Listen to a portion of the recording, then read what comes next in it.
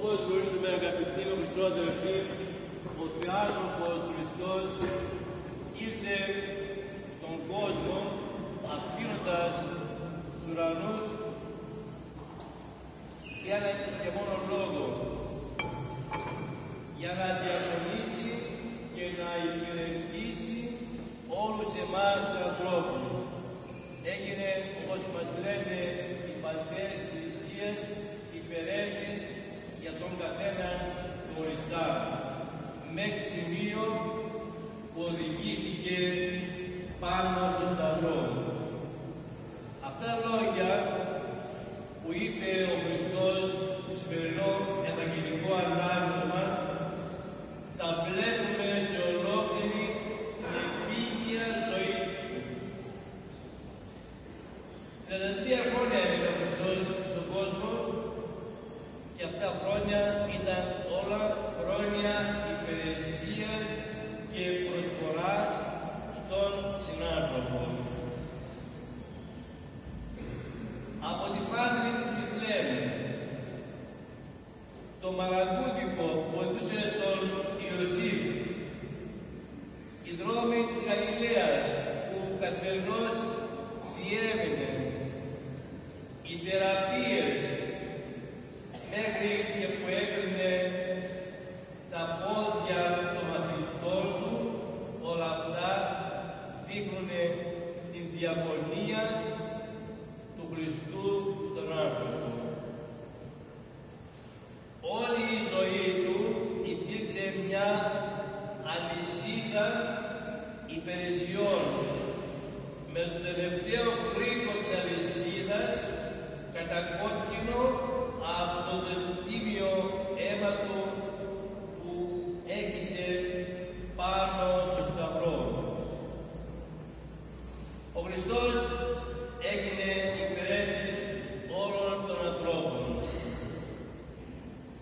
Αν θέλουμε και εμείς να βλέπουμε τα πράγματα στην αληθινή τους μορφή και όψη, θα πρέπει να κατανοήσουμε και να βάλουμε μέσα στην καρδιά μας το πνεύμα της διαγωνίας.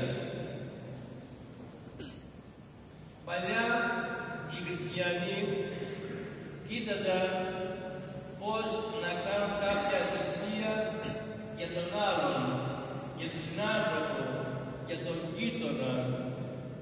Υπήρχε έντονο το πνεύμα της διαγωνίας στη δουλειά, στο φαγητό, παντού. Ο ένας έτρεχε να βοηθήσει και να υπηρετήσει τον άλλον. Σκέφτονταν πρώτα τον άλλον και μετά τον εαυτό τους.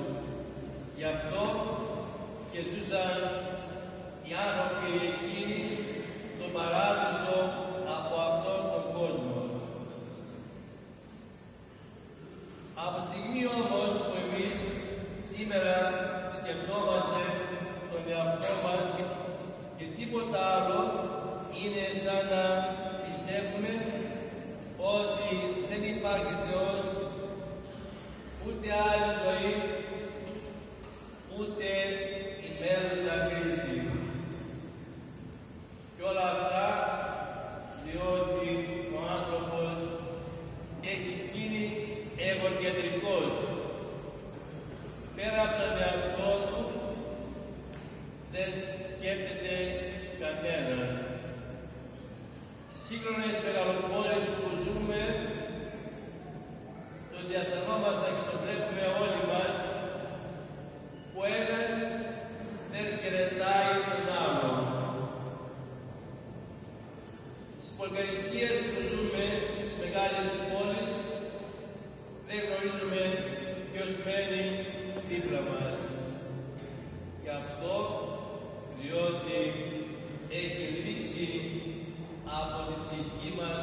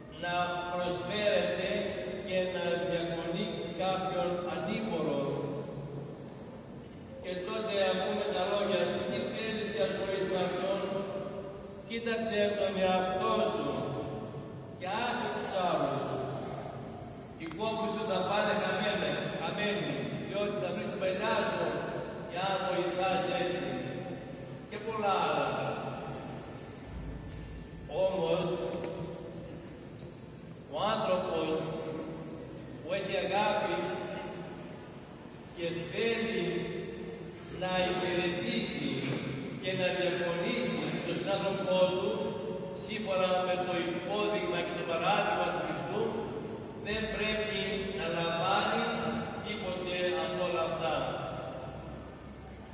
Θα πρέπει να έχουμε μόνο κατά νου μας το παράδειγμα του Χριστού, που ήρθε να διαφωνήσει όλους μας, και εμείς πρέπει να κάνουμε το ίδιο.